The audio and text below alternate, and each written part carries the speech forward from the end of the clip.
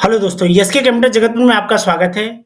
आज हम जगतपुर स्टूडेंट के लिए लेके आए हैं कुछ नोटिफिकेशन जो कि बहुत इंपॉर्टेंट है। तो प्लीज़ आप इस वीडियो को ध्यान से देखिए और हर बच्चों के लिए ये नोटिफिकेशन बहुत ही ज़रूरी है। तो कृपया करके इसको मिस ना करें, इस वीडियो को अंत तक पूरा देखें। तो आइए चलते हैं, बारी-बारी से एक-एक नोटिफिकेशन देखते हैं। तो सबसे पहला जो नोटिफिकेशन आया है, उसके लिए आपको सबसे पहले जगतपुर के ऑफ़िशियल वेबसाइट पे लेके चलते हैं। ऑफिशियल वेबसाइट पे चलने के बाद ये ब्रोशर है, ब्रोशर पे क्लिक करेंगे, आपका ये ब्रोशर खुलेगा। अब ब्रोशर में आपको सबसे पहले देखिए, यहाँ पे जगतपुर में एडमिशन स्टार्ट हो गया है 2023 और 24 सत्र का। तो कृपया करके जो भी छात्र इसमें एडमिशन लेना चाहते हैं, वो एडमिशन अब यहाँ पे ले सकते हैं। एडमिशन चालू जो तिथि हुई थी, वो 17 अप्रैल 2023 से स्टार्ट हुआ है और 30 जून 2023 तक चलेगा। तो कृपया करके जितने भी लोग हैं वो एडमिशन लेने के लिए वो इच्छुक हैं, वो तैयार हो जाइए। अपना सारा कुछ पेपर, जो लोग हाई स्कूल इंटर पास हो चुके हैं, वो लोग अपना डॉक्यूमेंट प्रिपेयर करके साइबर कैफ़े पे आके भरा सकते हैं। अभी इंटर का रिज़ल्ट नहीं आया है, तो उन छात्रों के लिए थोड़ा-सा वेट करना पड़ेगा, लेकिन वो भी ये वीडियो देख लें, क्योंकि उनको भी पता चल जाएगा क्या-क्या डॉक्यूमेंट ज़रूरी है। प्रवेश फॉर्म अंतिम की तिथि 2 जुलाई 2023 है। स्नातक में प्रवेश के लिए 15 जुलाई संभावित है और प्रवेश परीक्षा परिणाम की तिथि दिनांक 25 जुलाई 2000 ये भी संभावित है। मतलब इसमें इन दोनों डेटों में चेंज आ सकते हैं। प्रवेश का फॉर्म जो है वो है ₹600, ठीक है? आप जो प्रवेश फॉर्म मिलेगा यहाँ पे कॉलेज पे, ये ₹600 है। तो इसमें आपको एक चीज़ और बता दें कि ज़रूरी नहीं है कि आपको कॉलेज से जाके फॉर्म ही लेना है।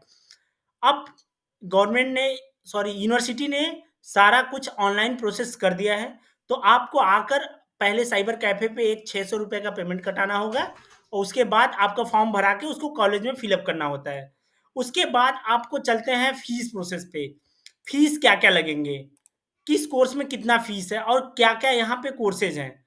तो आपको हम दिखा देते हैं क्या-क्या यहाँ पे कोर्सेज़ हैं। उसके लिए आते हैं हम यहाँ पे।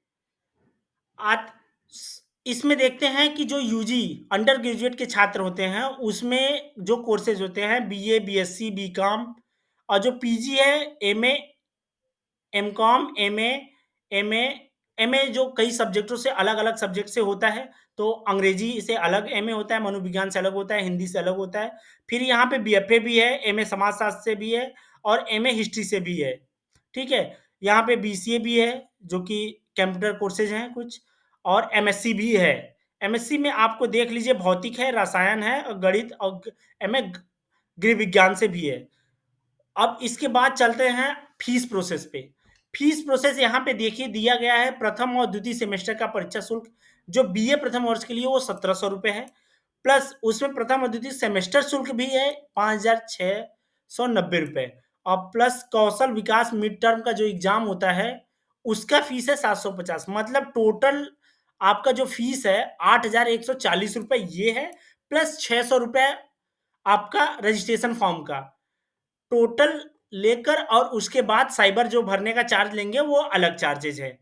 तो आपका बीए का फीस ये देख लीजिए, प्लस आपको ये जो फीस दिख रहा है लास्ट में, इस फीस के बाद आपको इसमें ₹600 इंक्लूड और ज़रूर कर लीजिएगा, क्योंकि इस फीस में आपका रजिस्ट्रेशन फ़ी इंक्लूड नहीं है। इसमें रजिस्ट्रेशन फ़ी जो आपको शुरू में बताया था, ये आप देख सकते हैं शुरू में ₹600 रजिस्ट्रेशन फ़ी है। तो उसको ध्यान दीजिएगा। एमए का फ़ीस कितना है आप देख सकते हैं यहाँ से, ठीक? और आते हैं बीएफए का फ़ीस देख लीजिए 13,000 है। एमए समाजशास्त्र का फ़ीस यहाँ पे ₹3262 है, ठीक है?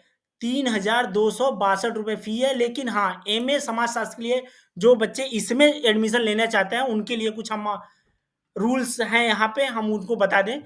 सबसे पहले जो भी यहाँ पे बीए के छात्र होंगे, जो भी सीट अगर वो लोग एमए करना चाहते हैं समाजशास्त्र से, सबसे पहले ये सीटें उनको मिलेंगी।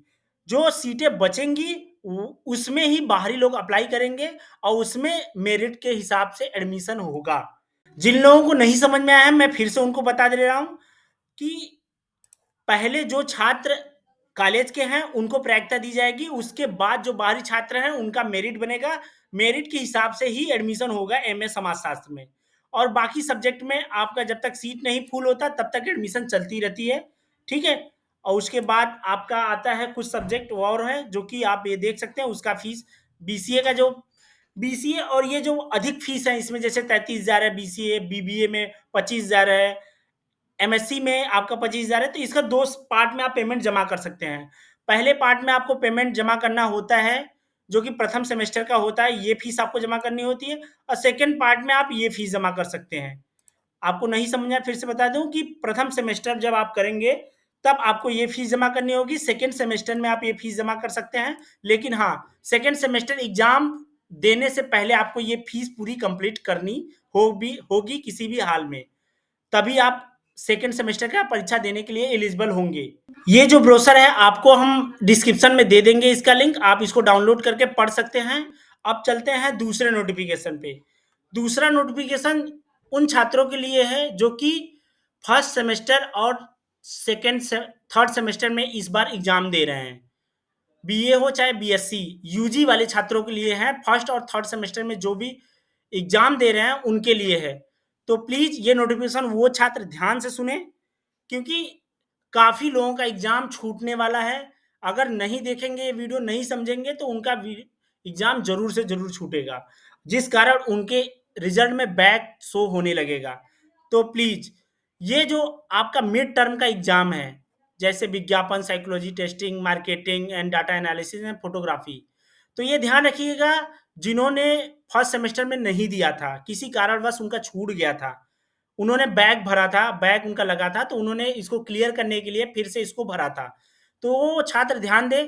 पहला चीज़ तो एक चीज़ ये ध्यान दें, काफ़ी बच्चों का मैसेज और कॉल से आ रहे थे इसके लिए कि सर मेरा पहले सेमेस्टर में विज्ञापन था तो थर्ड सेमेस्टर में भी विज्ञापन दे सकता हूँ, क्योंकि उन्होंने थर्ड सेमेस्टर में भी विज्ञापन ले लिया है। तो वो छात्र प्लीज़ अपना कॉलेज से गोपनीय विभाग से जाएँ और अपना विज्ञापन पहले तो चेंज करा लें। अगर आपने फर्स्ट सेमेस्टर में विज्ञापन दे चुके हैं तो विज्ञापन आपको इस सेमेस्टर में नहीं देना है। आप इसको छोड़कर साइकोलॉजी, टेस्टिंग, मार्केटिंग या डाटा एनालिसिस या फोटोग्राफी आपको दूसरा चेंज करके देना ही देना है। अगर आप वो देते हैं तो उसका कोई मतलब नहीं होगा, ठीक है? और तीसरी चीज़ ये ध्यान रखिएगा कि जिन लोगों ने बैक भरा था विज्ञापन, उनका एग्ज़ाम फर्स्ट सेमेस्टर में जिनका विज्ञापन था, उन्होंने भरा था और ये थर्ड सेमेस्टर में जिनका विज्ञापन है, तो दोनों का जो टाइम टेबल है वो सेम है। इनका जो बैक का है उनका कोई अलग से टाइम टेबल नहीं है, तो प्लीज़ ये ध्यान रखिएगा कि उनका भी टाइम टेबल सेम है। वो भी 25 तारीख को एग्ज़ाम देंगे, जो भी विज्ञापन में बैक भरे हैं और जो इस सत्र थर्ड सेमेस्टर के छात्र हैं, उनका विज्ञापन है तो उनको भी विज्ञापन 25 तारीख को ही देना पड़ेगा, ठीक है? और सेम ऐसे ही विज्ञापन में है, साइकोलॉजी टेस्टिंग में है और मार्केटिंग एंड सेल्समैनशिप में है। तो सभी लोग डाटा एनालिसिस, फोटोग्राफी, जिन लोगों का 26 तारीख को है, 26 तारीख को, अब एक पहले भी डेट आया था तो वो संशोधित हो गया है। ये नया संशोधित होके डेट आया है, तो इसको आप लोग नोटिस कर लें। कल से आपका पेपर चालू है, 25 को है, 25 को है, 26 को है और 26 को। सॉरी। तो आप लोग प्लीज़ इस डेट का ध्यान देके और इसका पेपर क्लियर कर ले, क्योंकि ये छोटा-सा एग्ज़ाम होता है, ऑप्शनल इसमें क्वेश्चन आते हैं। अगर आप देंगे तो आपका बैक क्लियर हो जाता है, अगर नहीं देते हैं तो इसमें बैक लग जाएगा। तो प्लीज़ इस बार जो थर्ड सेमेस्टर में जिनका छूटेगा उनको फिफ्थ या सिक्स्थ सेमेस्टर में फिर से उनको देना पड़ेगा। तो देना पड़ेगा, उनका रिज़ल्ट भी रुकेगा। तो प्लीज़ इसको नोट करके आप इसको ध्यान से दे लीजिएगा, ठीक है? नोटिफ़िकेशन आया है, वो है बीए थर्ड ईयर वालों के लिए। प्लीज़ ये ध्यान रखिए, थर्ड ईयर वालों के लिए, ना कि सेमेस्टर वालों के लिए। काफ़ी बच्चे परेशान रहते हैं कि सर ये नोटिफ़िकेशन मेरे लिए है या मेरे लिए है। तो प्लीज़ आप नोटिफ़िकेशन जो भी दिया जाता है उसमें आप ज़रूर ये पढ़ा कीजिए, ये जो खंड या वर्ष लिखा है, ठीक है? खंड या वर्ष तो ध्यान दिया कीजिए, खंड जो होते हैं वो वर्षीय होते हैं, मतलब वार्षिक परीक्षा। ये देखिए लिखा है ना वार्षिक परीक्षा। तो प्लीज़ आप ये नोटिस ज़रूर किया कीजिए कि ये जो हमारे लिए है कि हमारे लिए, ये आप इससे पता कर सकते हैं वार्षिक है कि सेमेस्टर।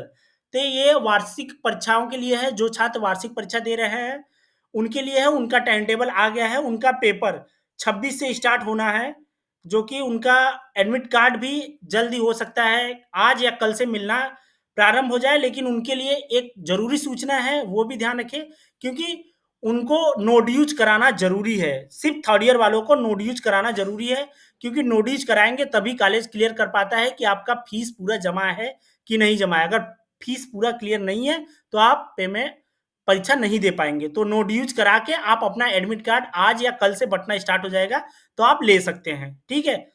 और उनका जो टाइम टेबल आ गया है, टाइम टेबल में आप अपना डेट देख सकते हैं। बाकी एडमिट कार्ड में आपका किस डेट को क्या कौन सा एग्जाम है, आपको क्लियर एडमिट कार्ड में पता चल जाएगा।